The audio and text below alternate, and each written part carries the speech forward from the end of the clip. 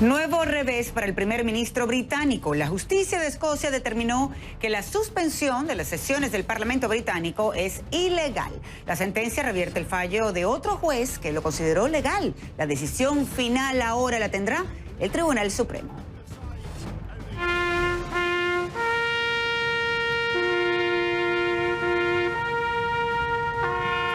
Estados Unidos recuerda a las víctimas del peor ataque terrorista en la historia del país. Hace 18 años, casi 3.000 personas fallecieron cuando miembros del grupo terrorista Al Qaeda secuestraron 4 aviones comerciales.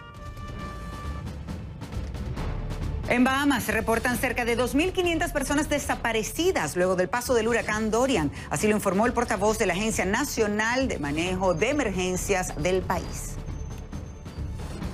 12 países miembros del TIAR aprueban convocar a un órgano de consulta para activar el tratado en el caso de Venezuela.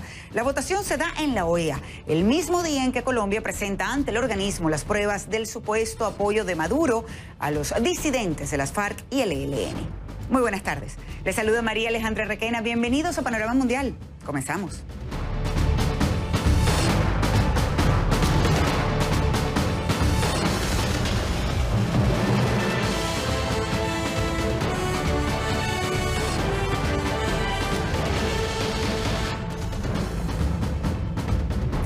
La justicia escocesa determinó que la recomendación que hizo el primer ministro británico Boris Johnson a la reina Isabel II sobre suspender las sesiones del Parlamento por 5 semanas, días antes del plazo del Brexit, fue ilegal.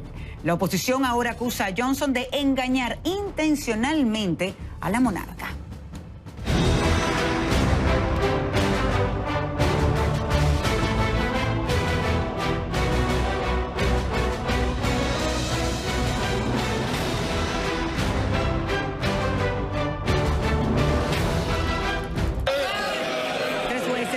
Escocés decidieron por unanimidad que la verdadera razón de Johnson para suspender las sesiones del Parlamento era obstaculizar la tarea de los legisladores. La decisión revierte el fallo de otro juez que consideró la medida como legal. Ahora será el Tribunal Supremo de Justicia del Reino Unido el que tenga la última palabra. El gobierno británico aseguró que estaba decepcionado por la decisión y la apelarán ante el máximo tribunal. Reiteró que suspender las sesiones del Parlamento era algo necesario y legal. Los legisladores de la oposición hicieron un llamado al restablecimiento del Parlamento británico, mientras que el exfiscal general dijo que si el primer ministro engañó adrede a la reina Isabel II, pues Johnson debería renunciar. La suspensión del Parlamento británico para reiniciar el calendario político suele ser un evento anual, pero el momento en que sucede y la duración de 5 semanas han sido fuertemente criticados porque limita para que los legisladores trabajen en contra de un Brexit sin acuerdo antes del 31 de octubre, fecha en la que el Reino Unido debe abandonar la Unión Europea.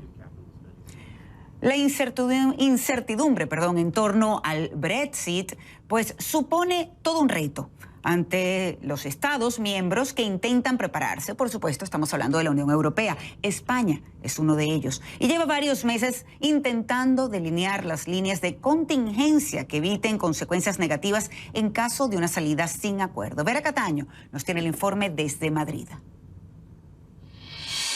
Este miércoles por la mañana, el presidente del Gobierno en funciones, Pedro Sánchez, compareció a petición propia ante el Parlamento español para informar sobre la actualidad del Brexit. En este sentido, recordó el plan de contingencia elaborado por el Gobierno y que se resume principalmente en el Real Decreto Ley que fue convalidado por el propio Parlamento el pasado 3 de abril. Un plan de contingencia que contempla distintos aspectos como pueden ser los económicos, comerciales y financieros, pero también los que tienen que ver con los derechos de las personas, tanto de los residentes británicos en España como de los españoles que residen en el Reino Unido. Pedro Sánchez anunció el refuerzo de personal de cerca de 900 empleados públicos. Este personal precisamente se asegurará de que esa transición en la salida del Reino Unido, sobre todo ante un escenario de que no haya un acuerdo, sea lo más llevadera posible.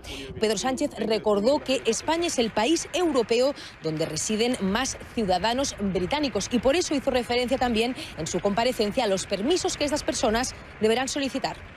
La expedición de los nuevos documentos de residencia es un proceso complejo que va a afectar a en torno a 400.000 personas, que requiere de un plazo relativamente amplio que se ha fijado en 21 meses desde la fecha de retirada. También se refirió a que España mantendrá el acceso a la asistencia sanitaria de los residentes británicos en el país ibérico durante 21 meses, aunque también se espera que Reino Unido ofrezca un trato recíproco a los ciudadanos españoles que residen en Reino Unido.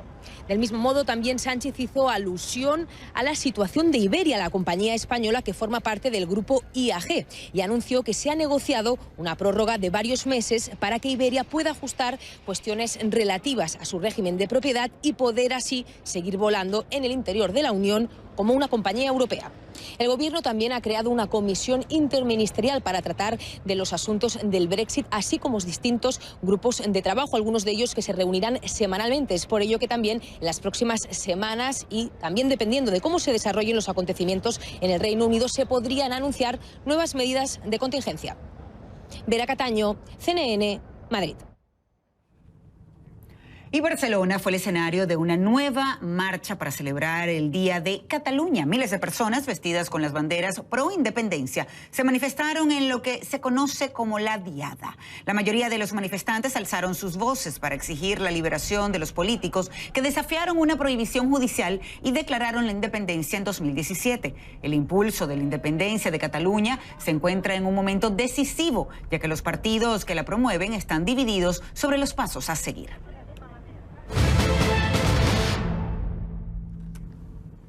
Siria, Arabia Saudita y el grupo Hezbollah se sumaron a las críticas contra el primer ministro de Israel, quien anunció que se anexaría partes de la ribera occidental si gana la reelección. Según la agencia de noticias árabe Siria, la caballería siria afirmó que se trata de una nueva fase en las agresiones contra los derechos de los palestinos y los intentos de terminar con su causa. Agregó que la declaración se produce en el contexto de la naturaleza expansionista de la entidad de ocupación. En tanto, Arabia Saudita dijo que el reino ve esta declaración como una escalada muy peligrosa contra los palestinos y constituye una violación flagrante de la Carta de las Naciones Unidas. Arabia Saudita pidió a todos los estados, organizaciones y organismos estatales que consideren que cualquier acción resultante de estos dichos sea considerada nula. Y el presidente de Estados Unidos, Donald Trump, aseguró que la destitución de su asesor de seguridad nacional, John Bolton, se debió a grandes errores en las estrategias de Bolton en diferentes frentes internacionales que no correspondían a las políticas de la Casa Blanca, incluyendo el caso de Venezuela. Venezuela está en muy mal estado. Eso les muestra sobre el socialismo. Quiero decir, les muestra lo que realmente sucede. Un país que era tan rico hace 15 años y hoy no tienen agua, no tienen alimentos. Entonces veremos qué pasa. Estaba en desacuerdo con John Bolton en sus actitudes sobre Venezuela. Creo que él estaba equivocado y creo que he demostrado tener la razón. Pero siempre estamos siguiendo atentamente lo que sucede en Venezuela. ¿Y estaría dispuesto a reunirse con Maduro? No quiero hablar de eso. La salida de John Bolton, el tercer funcionario que ha tenido ese cargo, fue recibida con sorpresa en varias capitales. José Levi nos cuenta lo que puede esperar, o sobre todo estos países, tras la salida de Bolton. John Bolton ha seguido una línea especialmente dura, halcona, durante sus más de 500 días como consejero de Seguridad Nacional estadounidense. Hay quienes dicen incluso que él era partidario de una política totalmente distinta a la establecida por Donald Trump, inclusive a veces no asistía a reuniones clave y habría tenido un papel central en lo que es impedir un acercamiento ya sea a Irán, a Corea del Norte o a Afganistán.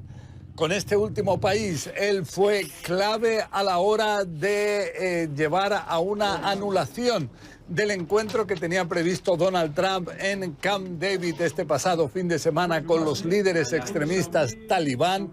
Él dice que cualquier tipo de acercamiento a los talibán podría llevar a una retirada de las tropas de Estados Unidos de ese país crear un vacío de poder y que pudiera Afganistán convertirse de nuevo en refugio seguro a grupos terroristas.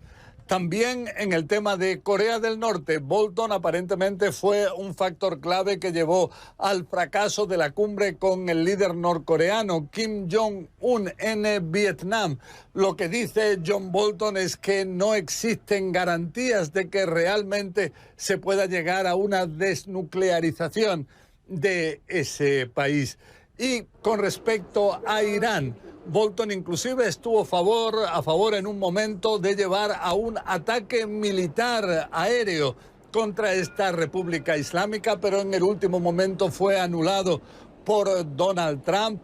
Lo que en el pasado ya expresó Bolton es la necesidad de llevar a un cambio de régimen en Irán, y fue un factor clave también a la hora de imponer sanciones contra esta República Islámica. Una república donde ahora se expresa un suspiro de alivio por la dimisión de John Bolton. Lo que sí es que aseguran que para que haya una cumbre de Donald Trump con Hassan Rouhani, el presidente de esta República Islámica, se deben anular todas las sanciones impuestas por Estados Unidos contra ellos.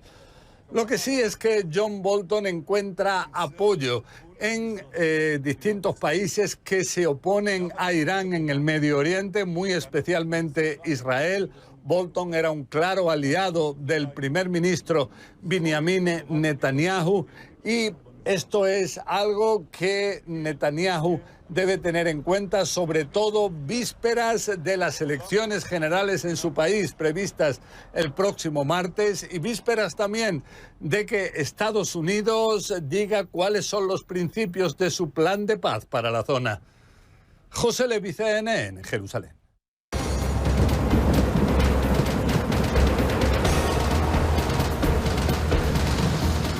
2.500 personas figuran en la lista del registro de personas desaparecidas tras el devastador paso del huracán Dorian por las Bahamas.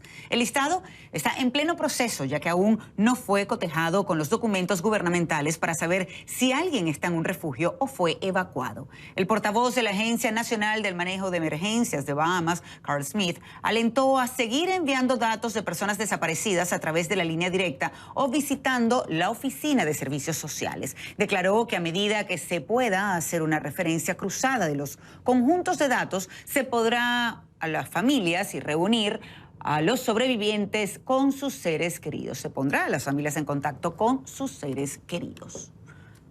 Y con la infraestructura dañada, las zonas devastadas por el huracán Dorian en las Bahamas, depende de la ayuda internacional. Gustavo Valdés visitó un hospital móvil que fue montado y ya funciona. Son pasos pequeños pero significativos que ayudan al proceso de recuperación de las Bahamas. Estas instalaciones médicas contrastan con el Hospital Grand Memorial en la isla Grand Bahama, que se inundó durante el paso de Dorian. Sabemos que están en una situación muy difícil. John Freiler es parte del equipo de Samaritan's Purse, la organización no gubernamental que instaló este hospital móvil en una de las zonas más afectadas por el huracán. Esta es una de 3 organizaciones que apoyan las labores de la Organización Panamericana de Salud. Kelly Sutter es la directora clínica del hospital, quien dice que aún están recibiendo pacientes directamente afectados por Dorian. Aún están viendo un poco casos de trauma ortopédico, muchas laceraciones, y están viendo un aumento en las necesidades de quienes sufren enfermedades crónicas, porque se les están acabando las medicinas. El hospital puede tratar desde visitas médicas rutinarias hasta cirugías de emergencia. Cuenta con sala para cuidados intensivos, así como para urgencias pediátricas. Y claro, tenemos equipo médico que incluye enfermeras, doctores, cirujanos y anestesiólogos. Y los heridos también cuentan con la ayuda de voluntarios, como la enfermera Julianne Pierce, quien voló de Miami a su isla natal para ayudar a sus compatriotas. Dice que a pesar de su experiencia en casos traumáticos, es difícil prepararse para una situación como esta. No creo que nadie está preparado realmente hasta ver algo que no sabes, pero uno debe hacer lo que debe hacer. Están sufriendo y necesitan más ayuda de la que mis sentimientos pudieran ofrecer. Y es que una vez que pasa la emergencia inicial, salen a relucir otros problemas médicos. Esperamos ver más casos de enfermedades transmitidas a través del agua, ya que el servicio de agua ha sido suspendido y el agua disponible está contaminada. El gobierno de las Bahamas ya tuvo que negar la existencia de casos de cólera en las zonas más afectadas. Como el resto de sus colegas, Sutter es veterana de desastres naturales. Incluso trabajó durante los brotes de ébola en África. De verdad creo en el valor de la gente, independientemente de quién sea o lo que hayan hecho. Y me doy cuenta que el servir a la humanidad encierra mucho propósito e intención. Gustavo Valdés, CNN, Freeport, Bahamas.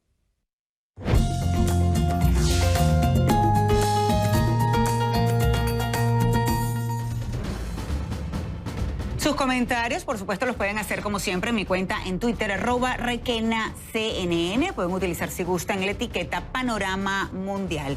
Pero cuando regresemos al programa, hace 18 años, Estados Unidos vivió el peor ataque terrorista en su historia.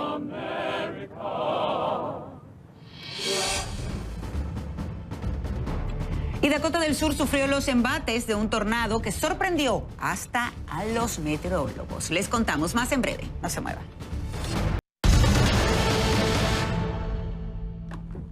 11 de septiembre, el día sin fin en Estados Unidos. Hoy se cumplen 18 años de los ataques de 2001, el peor atentado terrorista en la historia del país y una herida abierta para los estadounidenses que además rinden homenaje a las víctimas de aquella tragedia.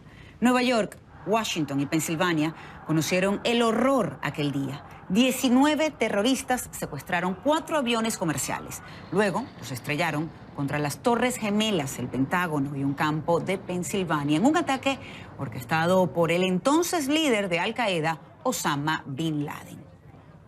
2.977 personas fallecieron en los ataques. Muchos han muerto después de enfermedades relacionadas con la devastación de aquel día y otros conviven aún con las consecuencias de lo que vivieron y sufren síndrome de estrés postraumático o depresión. Solamente en las Torres Gemelas murieron 2.753 personas. Las víctimas tenían entre 2 y 85 años. El 75% de ellos eran hombres. En el ataque al Pentágono murieron 184 personas y en Pensilvania fallecieron 40. El objetivo de ese avión sigue siendo desconocido. Hasta ahora, el 60% de los cadáveres ha sido identificado. Flores y banderas recuerdan en el monumento del 11 de septiembre en Nueva York a los que ya no están. Y repiques de campana precedieron los tradicionales 6 minutos de silencio. Gilbert Vega nos trae un reporte de estos homenajes. Una vez más, la ciudad de Nueva York realizó este miércoles una jornada de recogimiento y reflexión con motivo de la conmemoración del 18º aniversario de los atentados terroristas del 11 de septiembre. Como se ha venido haciendo durante los años posteriores a los ataques terroristas, centenares de familiares de las víctimas, miembros de la policía y también de los bomberos, así como de los rescatistas y amigos de las víctimas, acudieron al lugar donde se levantaban las Torres Gemelas para rendir un tributo a la memoria de las cerca de 3.000 víctimas que dejaron los atentados terroristas, no solamente aquí en la ciudad de Nueva York, sino también en el Pentágono, en Washington y en Shanksville, Pensilvania. Las campanas se volvieron a escuchar precediendo los 6 minutos de silencio que se volvieron a llevar a cabo para recordar cada uno de los momentos que marcaron este trágico día, momentos en los cuales impactaron los aviones secuestrados por los terroristas en contra de las Torres Gemelas, el Pentágono, el avión que cayó en Pensilvania y también los momentos en que las Torres Gemelas se desplomaron.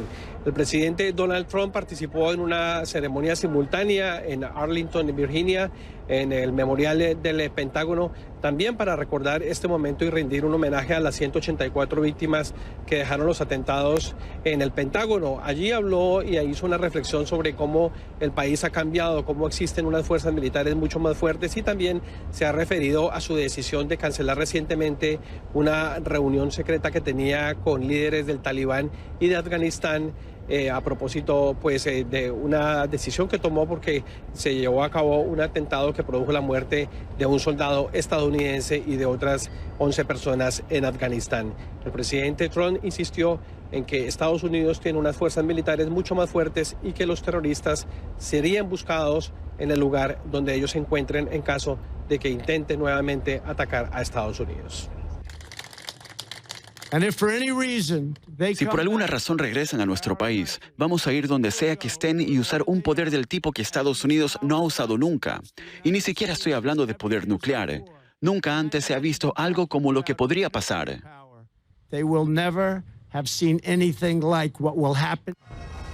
Y como ha ocurrido todos los años, para muchas de las familias, para muchas de las víctimas y de los neoyorquinos, esta es una tragedia que no se olvida. Las escuelas públicas del estado de Nueva York también realizaron una jornada de silencio debido a una nueva ley que fue firmada por el gobernador Andrew Cuomo.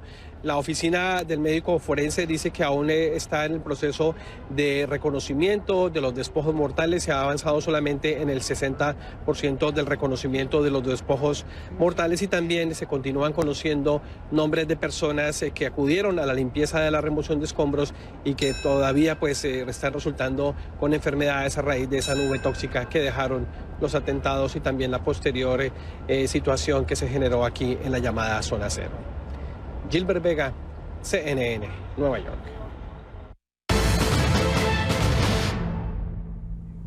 "9/11", como le conocen aquí en Estados Unidos. Realmente es impresionante el tiempo que ha pasado ya, 18 años. Y hoy me acompaña Joseph Hash, él es analista político sobre el Medio Oriente, para hablar un poco acerca de este tema, 18 años después. Muy buenas tardes. Muy buenas tardes, gracias por la invitación. Todos recordamos exactamente qué estábamos haciendo cuando vimos ese horror. ¿Recuerda usted qué estaba haciendo? Estaba recogiendo mis camisas de la tintorería y la muchacha me dice en inglés, 2 aviones con motores entraron en las Torres Gemelas. Yo pensé que un avión con 2 motores, estos que vuelan los turistas. Pequeño podía ser. Digo, oye, los turistas estos no tienen nada, otra cosa que hacer, andar. Subo al carro, prendo la radio, paso canales, no hay música. Claro. Entonces ahí por fin encuentro una estación en vivo. Y a mí se me enchina la piel porque yo venía hablando, yo no era analista especialista ya, pero había hecho discursos y entrevistas para más que todo colegios, universidades, de que hay una secta dentro del Islam que es tan radical que hay gente que está dispuesta a suicidarse con bombas que matar, y daba siempre el ejemplo del carro bomba de los Marines en Beirut. Yo estaba ahí aquel tiempo, era un oficial, yo sabía. Y me acuerdo, el comandante en jefe se entrevistó aquel tiempo con el enviado del presidente Reagan, Robert McFarlane. Y le dijo, nuestro comandante le dice, es que ustedes no tienen que quedar acá. Aquí hay gente que está dispuesta a entrar entre una multitud, estallarse, morir y matar. Y lo miraba así como que estaba hablando otro idioma, ¿no? Como que eso era imposible. Claro, entonces yo llego acá y empiezo a estar, todo el mundo decía, hasta el mismo Departamento de Estado, lo que habíamos visitado muchas veces, y por poco ya no querían echar, como que, ¿qué están hablando esta gente? Después del 9/11, toda esta gente que teníamos ahí registrado, que habíamos visitado, empezaron ellos a hablar con nosotros. Vengan a ver, contanos cómo es esto. Claro, porque eso sorprendió al mundo entero. Hasta el mismo mundo musulmán. Sabían que hay gente radical, pero hasta este grado ellos mismos no entendían de cómo salió todo esto. Ha sido el peor ataque terrorista en la historia de Estados Unidos. ¿Qué tanto ha cambiado? De la historia del mundo. Del mundo, correcto. Yo creo que sí. ¿Qué tanto ha cambiado en la lucha contra el terrorismo estos 18 años? Mira, es que aquel día lloraron muchos corazones. Pero al mismo tiempo se envalentonó una nación y se fortaleció esta nación que es Estados Unidos. Con Estados Unidos, los simpatizantes y los aliados de Estados Unidos se dieron cuenta que si el radicalismo islámico terrorista está dispuesto a hacer esto para Estados Unidos, nosotros no tenemos chance de parar solos. Entonces ahí se juntó el mundo entero a apoyar a Estados Unidos con su campaña. Pero todavía, hasta el día de hoy, lo que no entienden todos los occidentales, que yo llamo, que el terrorismo no viene entre un día y otro. Un terrorista no nace terrorista, como no nace racista. Eso se aprende. Y para que cambie eso necesita generaciones. Porque el que nació, vivió, creció y se graduó de la escuela o del colegio con esta mentalidad, no todos, hace falta 1 por 1000. No quiero decir 1%, 1 por 1000. De 1.500 millones de personas es demasiado. Es demasiado. Y de hecho recuerdo una conversación con una exfuncionaria del Departamento de Estado y ella decía que la verdad es que en cualquier momento puede pasar otro ataque terrorista tan grande como el de ese día de las Torres Gemelas o pequeño. ¿Por qué no se ha podido erradicar? Sabemos que es una tarea difícil, pero ya han pasado 18 años. Sí, pero no, es una tarea difícil porque estamos los que están combatiendo al terrorismo contra todo un mundo clandestino, infiltrado, por todos lados, porque los radicales, ¿cómo reclutan? Reclutan en las escuelas, en las mezquitas, ahora utilizan en las redes sociales también en para las redes sociales que es. Entonces tienen ellos más alcance. Yo siempre he dicho que no es si va a pasar otra vez, va a ser cuándo va a pasar otra vez. Mi punto es muy simple, que nuestras agencias de inteligencia tienen que acertar y capturar al 100%. Los terroristas tienen que tener éxito 0.5% para hacer daño. Esto es lo que estamos enfrentando. Una gran diferencia. Una gran diferencia. Es la realidad. Y ahora tenemos un ejemplo muy cercano de lo que está pasando con los talibanes en Afganistán. Le iba a preguntar por eso, precisamente.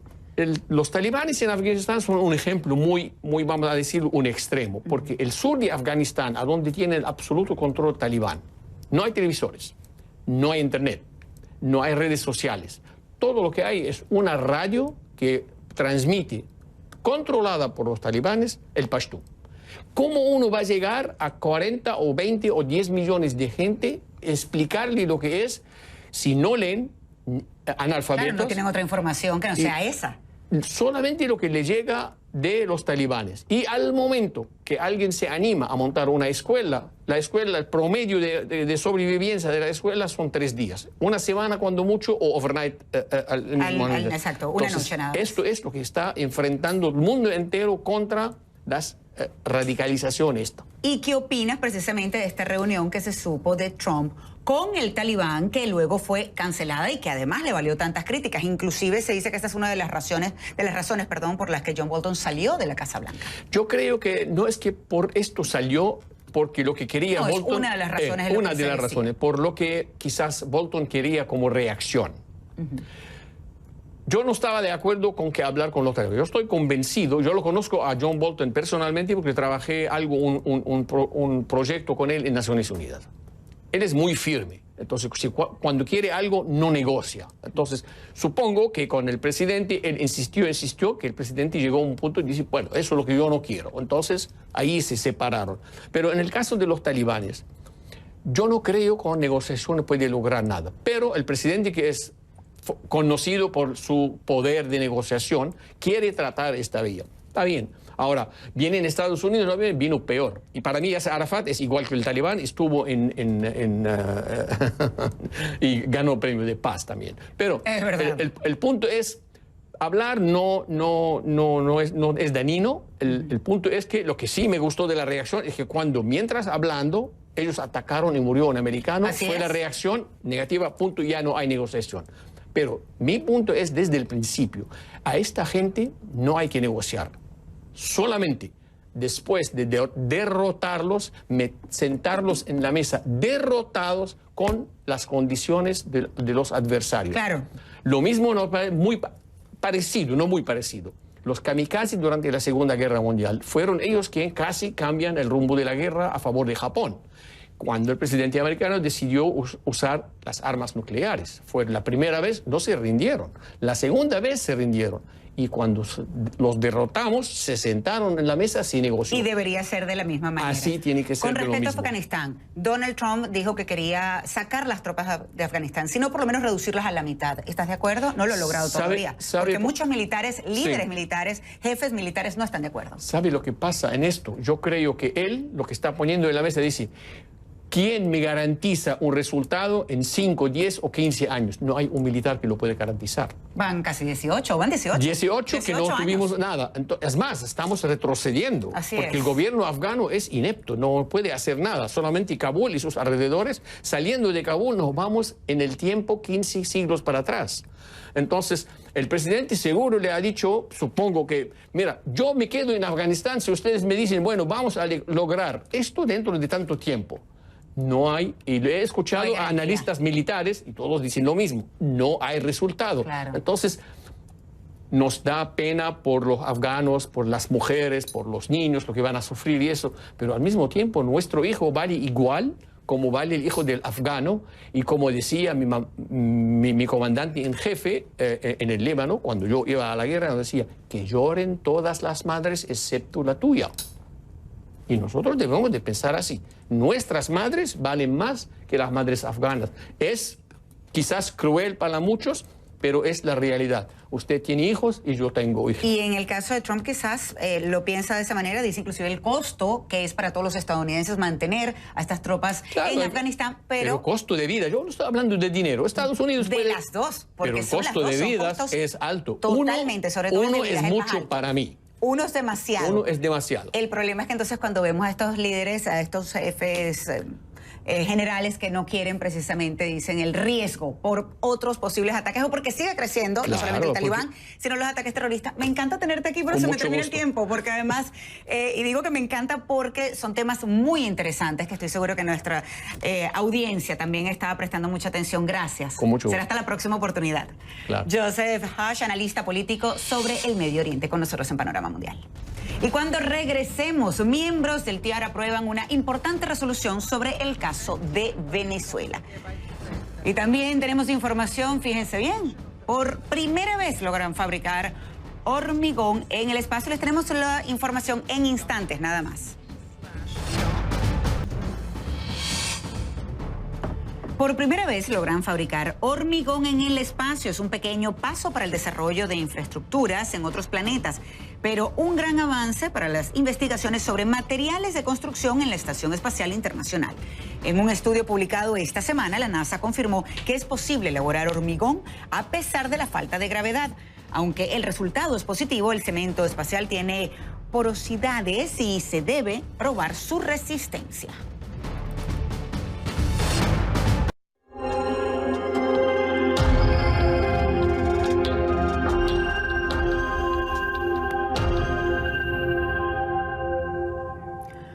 De los 19 países que forman parte del Tratado Interamericano de Asistencia Recíproca votaron a favor de Venezuela. La mayoría de las naciones aprobaron un órgano de consulta para activar el mecanismo mejor conocido como TIAR. La reunión en la Organización de Estados Americanos, este órgano de consulta, busca consenso para las medidas que sean las más convenientes para su entrada en vigencia, firmado en 1947. Este acuerdo suscribe un compromiso de defensa mutua entre los miembros. Y esto era algo que había solicitado Juan Guaidó, presidente de la Asamblea Nacional, líder de la oposición y presidente interino reconocido así por más de 50 países. Vamos con Osmari Hernández, quien nos tiene más detalles desde Caracas. Osmari, muy buenas tardes, gracias por acompañarnos. María Alejandra, muy buenas tardes, un gusto como siempre saludarte. Justamente la aprobación de esta convocatoria del órgano de consulta del Tratado Interamericano de Asistencia Recíproca, TIAR, se realizó con 12 votos a favor y con 5 abstenciones y una ausencia en una de la votación definitiva que se desarrolló en el debate del día de hoy. Pero además hubo otras votaciones, María Alejandra, una ante la enmienda que propuso Costa Rica, que contemplaba excluir el uso de la fuerza entre las opciones que plantea el TIAR. Esta propuesta tuvo 9 votos a favor y 4 en contra. No fue incluida esta enmienda, por lo cual se mantiene el uso de la fuerza como una posibilidad. También una resolución que fue aprobada por la mayoría de los países miembros que exige el respeto a la inmunidad parlamentaria, esto luego de que al menos en el caso de 24 4 diputados de la Asamblea Nacional su inmunidad haya sido allanada por parte de la Asamblea Nacional Constituyente. Vamos a escuchar parte de lo que fue la declaración de Gustavo Tarre Briceño, embajador de Venezuela ante la Organización de Estados Americanos, sobre el debate de hoy. Es un mecanismo de defensa que puede perfectamente vincularse a la responsabilidad de proteger, que es algo mucho más reciente, pero que ha sido acogido por un grupo grande de países, ha sido acogida por las Naciones Unidas y que obliga, cuando hay una situación de desastre como lo que hay en Venezuela, a todos los países a un deber de injerencia y no seguir alegando principios de no intervención, que eso sí son obsoletos frente a desastres humanitarios como el que vive Venezuela. Agregaba Tarre Briceño que es momento de explorar otras opciones luego de que el cuestionado gobierno de Nicolás Maduro haya demostrado de forma suficiente que no está dispuesto a negociar. Pero adicionalmente el canciller de Colombia, Carlos Holmes Trujillo, presentó supuestas pruebas de el apoyo que recibirían los grupos disidentes de la FARC y del ELN por parte del gobierno de Nicolás Maduro. Vamos a escuchar parte de lo que fue su declaración. La dictadura de Maduro considera que esos grupos hacen parte activa de su dispositivo de defensa. Imagino yo las preocupaciones que tiene hoy el ejército venezolano al ver esa realidad. Se preguntarán muy seguramente si los están utilizando para defender grupos de narcotraficantes o es que los quieren sustituir con nuevos grupos narcoterroristas. A la luz del derecho internacional, los ataques de una organización que tiene apoyo, protección y patrocinio de un Estado hace responsable a ese Estado de los ataques. Aunque, María Alejandra, de acuerdo con este debate, no se excluyó el uso de la fuerza como opción. Hay que destacar lo que fueron las declaraciones de Elliot Abrams, enviado de Estados Unidos para Venezuela, quien asegura que la aprobación del TIAR no quiere decir que habrá una intervención militar en Venezuela. Hay que destacar, María Alejandra, que este tratado contempla distintas opciones. La número 1, la negociación, ruptura de relaciones diplomáticas, también de relaciones consulares y suspensión de relaciones económicas, entre otras medidas, como una forma de ejercer presión para que se restituya la democracia en Venezuela. María Alejandra. Pues Osmari, muchísimas gracias por el completo reporte que nos traes hoy a Panorama Mundial. Como siempre, un gusto. Buenas tardes. Osmari Hernández desde Caracas.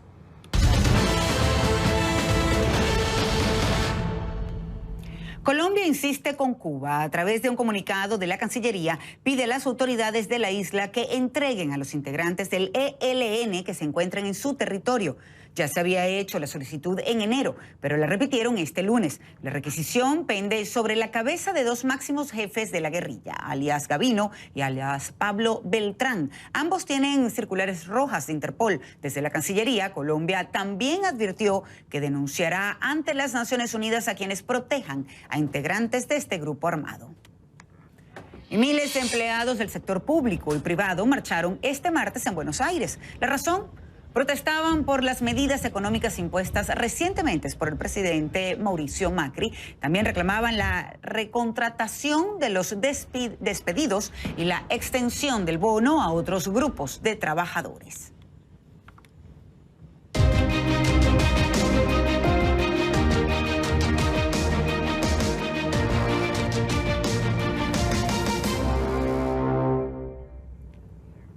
Han pasado más de 8 años desde el desastre de la planta nuclear de Fukushima en Japón. Y ahora el país debe decidir qué hacer con el agua usada para refrigerar los reactores. Las autoridades dicen que se están quedando sin espacio para almacenarlas. Bueno, Michael Holmes nos tiene el día de hoy el reporte. Adelante. 11 de marzo de 2011. Un terremoto de magnitud 9 seguido de un tsunami causaron el peor desastre nuclear en Japón.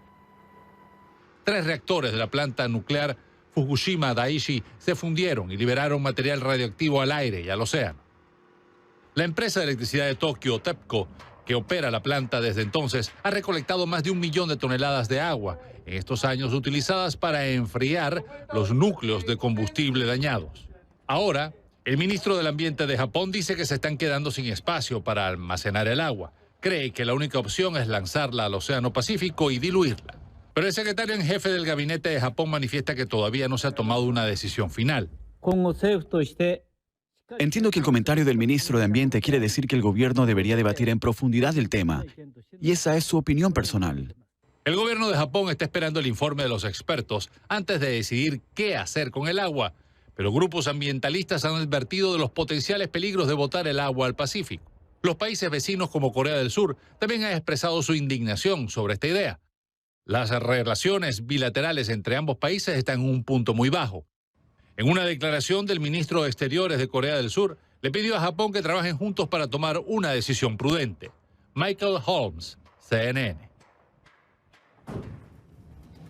Y cuando regresemos, la información deportiva. La selección mexicana aún no puede superar la hegemonía de Argentina. Luis Gerardo Bucci nos trae los detalles. No se muevan. Momento de los deportes aquí en Panorama Mundial. Luis Gerardo Bucci ya con nosotros. Buenas tardes, Luis Gerardo. Hola, Mariale, ¿cómo estás? Espero que no te hayas trasnochado mucho. Bueno, sí, siempre lo haces por Deportes CNN, sí. En honor a la verdad. Sí. Pero ayer estaban los amistosos y sabemos que uno de los que se jugó más tarde fue precisamente el de Argentina-México. México todavía no puede con Argentina. Así es, y creo que fue un golpe moral para la selección mexicana. Decíamos ayer acá en Panorama Mundial que por esa rivalidad México necesitaba ganarle a Argentina porque tenía 15 años que no le ganaba. Así sea un partido amistoso. Y sobre todo teniendo en cuenta que México presentaba a casi su mejor equipo. Pero tenía 5 bajas también, ¿no? Sí, pero no eran tan trascendentales. Sí. Como el equipo que presentó Argentina, que fue prácticamente un equipo B. Es decir, el primer tiempo terminó 4-0, ya el segundo tiempo se hicieron modificaciones, pero para analizar y para evaluar lo que se hizo y el nivel de las dos selecciones como se presentaron, el primer tiempo fue definitivo y un 4-0 fue contundente. Claro, ¿no? Y eso contrasta, pero eso lo vamos a hablar después con lo que pasó con Estados Unidos-México y Estados Unidos-Uruguay anoche. Pero bueno, te dejo para que nos cuentes de México-Argentina. Así es, vamos a comenzar con esto porque la selección mexicana aún no puede superar a Argentina y este martes fue goleada en San Antonio, Texas por 4-0. Repetimos, el albiceleste fue liderada por Lautaro Martínez, que terminó siendo la figura de este encuentro, anotando 3 de los 4 goles argentinos. Para el actual técnico de la selección mexicana, Gerardo el Tata Martino, esta derrota termina su racha de 11 partidos invictos al mando del Tri y sufre este revés ante una selección que, recordemos, dirigió recientemente. De hecho, la supo llevar a 2 finales de la Copa América. Lo que mejor se vio es que damos la sensación de un equipo. Contrariamente a la pregunta que me hicieron el otro día, el periodista que decía que no, Argentina no parecía un equipo, damos la sensación de equipo, eso es lo importante. Creo que lo más para rescatar, entra uno, sale otro, el equipo no se resiente y cada uno se juega la vida por el compañero y por querer estar en la selección. Y eso para nosotros es lo más válido que nos llevamos de la gira. Entonces, si esto hubiese sido diferente, Argentina viene, juega con México y dentro de un mes juega con Alemania. Bueno, a lo mejor esto es lo que hubiésemos necesitado nosotros para seguir creciendo, ¿no? De alguna manera es lo que buscamos, tratar de competir con los mejores para ver si podemos dar el salto que queremos dar. No, bueno, sé que estoy haciendo las cosas bien. Bueno, ahí estaban las palabras de los protagonistas. Hay que hablar del partido que terminó más tarde porque se jugó en Los Ángeles, donde la selección peruana venció a Brasil por la mínima diferencia. Justamente ese partido disputado en la costa oeste de Estados Unidos. Luis Abraham se encargó de marcar el único tanto del partido a 5 minutos del final. Esta fue la tercera vez que estas selecciones se enfrentaron en menos de 3 meses. Recordemos que Brasil derrotó a Perú 5-0 en la fase de grupos de la Copa América y después 3-1 en la final de ese mismo torneo. Vamos a escuchar la palabra de Ricardo Gareca. Nos faltó un poco más en ataque, pero yo creo que los muchachos hicieron un partido como había que jugarlo, o sea, muy metidos, muy intensos, intentando, pero bueno, por ahí nos faltaba un poco de claridad, pero estoy muy conforme con ellos, porque es un grupo que siempre da respuesta. Estábamos viendo, Luis Gerardo, a Neymar jugando en ese partido, precisamente fue en el segundo tiempo cuando entró. Y hay información nueva sobre el caso y sobre todo de la mujer que acusó a Neymar de violación. Así es, una de las tantas novelas que ha protagonizado este año el futbolista de la selección brasileña y del Paris Saint-Germain. Bueno, así es, la mujer que acusó a Neymar de violación ha sido denunciada por la policía por fraude y extorsión. La Policía Civil de São Paulo denunció este martes ante la justicia a la modelo Nayila Trindade, la mujer que, recordemos, había acusado al futbolista de violación. Trindade es denunciada por la policía de fraude procesal, calumnia y extorsión. Recordemos que Trindade había presentado una denuncia en contra de Neymar el 31 de mayo, acusándolo de haberla forzado a mantener relaciones sexuales durante un encuentro en un hotel. La policía ya había decidido archivar dicha denuncia contra el jugador tras detectar inconsistencias en el relato y en las pruebas que aportó la modelo y, por supuesto, la parte acusadora. Bueno, otro deportista que sigue dando de qué hablar fuera de las canchas es el jugador de los Patriots de Nueva Inglaterra, Antonio Brown, que realizó su primer entrenamiento con este equipo. Esto ocurrió un día después de la denuncia por parte de su ex entrenadora por violación.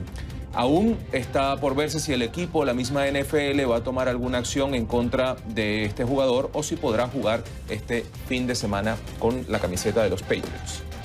Bueno, ahí está otro caso entonces en donde lo acusan. Muchísimas gracias por la información. Atentos esta noche entonces a Deportes CNN. Así es, 11:30 hora del este de Estados Unidos. Ahí estaremos atentos. Ustedes no se muevan, ya venimos con más de Panorama Mundial.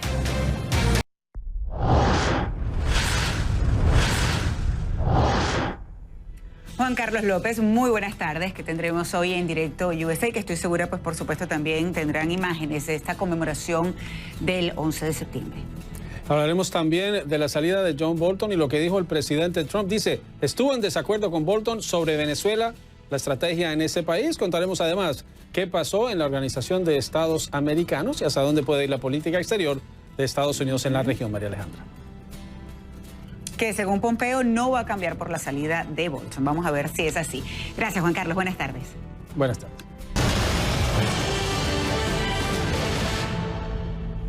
11 de septiembre, de esta manera llegamos ya entonces al final de nuestro programa de hoy, como se pueden dar cuenta con mucha información, y también agradezco sus comentarios en mi cuenta en Twitter @RequenaCNN a lo largo de todo el programa. Gracias nuevamente y será entonces hasta mañana cuando regresemos con más información. Muy buenas tardes.